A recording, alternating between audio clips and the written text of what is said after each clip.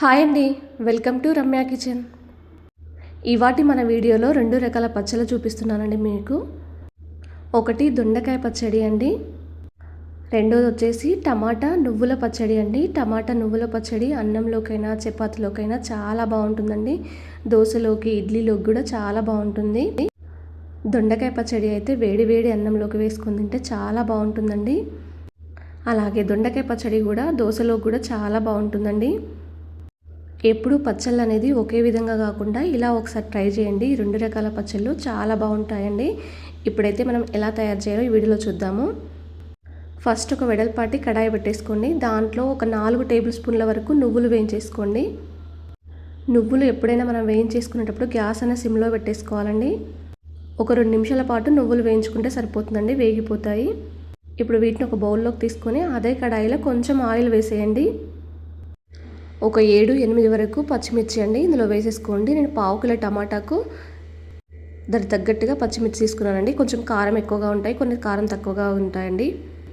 అలాగే దీంట్లోకి కొంచెం పుదీనా కూడా వేసేసుకొని కొంచెం ఫ్రై చేసుకోండి. ఇలా పచ్చిమిర్చి పుదీనా ఫ్రై అయిన తర్వాత వీటిని ఒక బౌల్లోకి తీసేసుకోండి.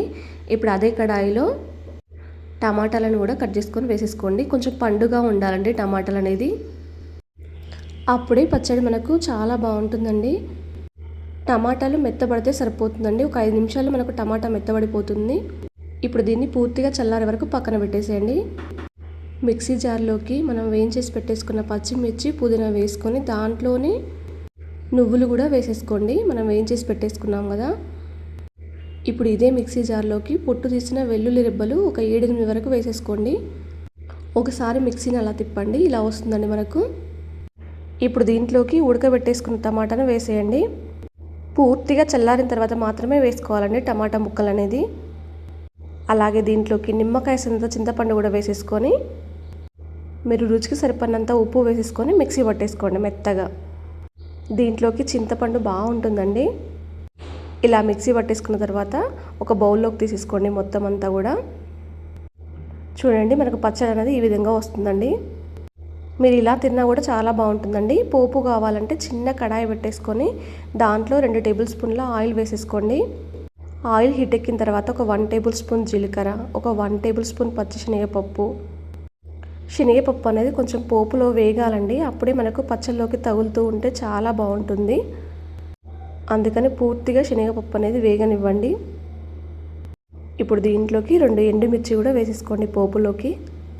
అలాగే 2 కరివేపాకు రెమ్మలు, చిటికెడంత పసుపు కూడా వేసేసుకొని అదే వేడితో తీసుకొచ్చి పచ్చళ్ళలో వేసేయండి. పోపు అంతా పోపు వేసిన తర్వాత మనకు పచ్చడి అనేది ఈ విధంగా ఉంటుందండి. ఇప్పుడు పోపు మొత్తం కలిసేలా ఒకసారి కలిపేసుకోండి. ఈ పచ్చడి అన్నంలోకి దోశలోకి కూడా చాలా బాగుంటుందండి. ఇప్పుడు దొండకాయ పచ్చడి ఎలా తయారు చేయాలో చూద్దామండి. దొండకాయ పచ్చడి కూడా చాలా బాగుంటుందండి. ఫస్ట్ కడాయిలో 2 టేబుల్ స్పూన్ల ఆయిల్ వేసేసుకోండి. ఆయిల్ కొంచెం హీట్ ఎక్కిన తర్వాత దీంట్లోకి 2 టేబుల్ స్పూన్ల వరకు పల్లీలు వేసుకోండి. పల్లీలు వేయించుకునేటప్పుడు గ్యాస్ అనే సిమ్లో పెట్టేసుకొని వేయించేసుకోండి. అవి లోపల వరకు వేగితే పచ్చడి చాలా బాగుంటుందండి. అలాగే దీంట్లోకి పచ్చిమిర్చి అండి, ఒక 7-8 వరకు పచ్చిమిర్చి ఇలా కట్ చేసుకొని వేసేసుకోండి. మనకు పైకి చిట్లకుండా ఉంటాయి. పచ్చిమిర్చి కొంచెం వేగిన తర్వాత మాత్రమే కొంచెం కొత్తిమీర వేసేసుకోండి. కాడలతో సహా వేసుకోండి. దీంట్లోకి ఈ పచ్చళ్ళలోకి కొత్తిమీర అనేది చాలా బాగుంటుందండి.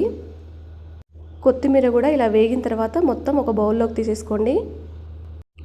ఇప్పుడు అదే కడాయిలో కొద్దిగా ఆయిల్ ఉంది కదండి, దాంట్లోనే ఒక 1 టేబుల్ స్పూన్ వరకు జీలకర్ర వేసేసుకోండి. అలాగే నేను ఒక 300 గ్రామ్స్ వరకు దొండకాయలు తీసుకున్నానండి. వాటిని ఇలా రౌండ్ కట్ చేసుకొని పెట్టేసుకోండి. గ్యాస్ అనే సిమ్లో పెట్టేసుకొని కలుపుకుంటూ ఉండాలండి. దొండకాయ అనేది ఈజీగా మాడిపోతుంది. 1 నిమిషం పాటు అలా కలుపుకున్న తర్వాత ఒక 3 నిమిషాల పాటు మూత పెట్టేసుకోండి. చూడండి మనకు బెండకాయ అనేది కొంచెం ఆయిల్లో ఫ్రై అయిందండి.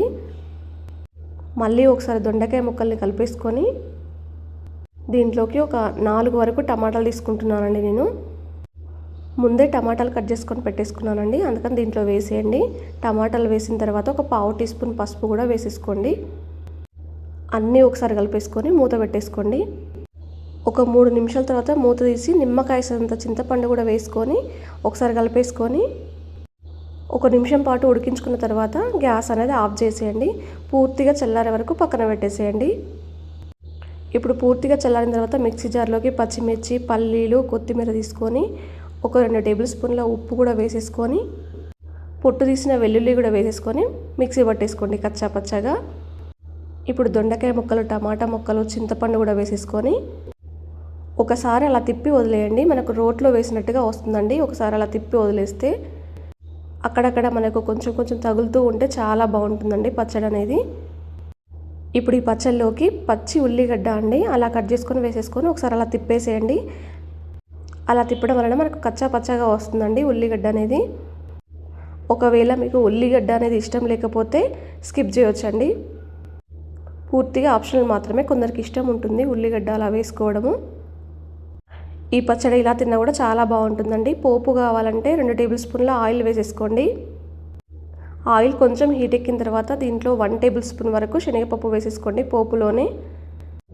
అలాగే 1 టేబుల్ స్పూన్ జీలకర్ర, 2 ఎండుమిర్చి కూడా వేసేసుకోండి.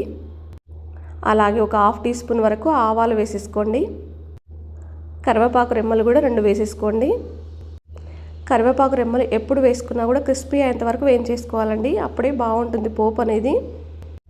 పోపులోనే ఒక పావు టీ స్పూన్ వరకు పసుపు వేసేసుకోండి.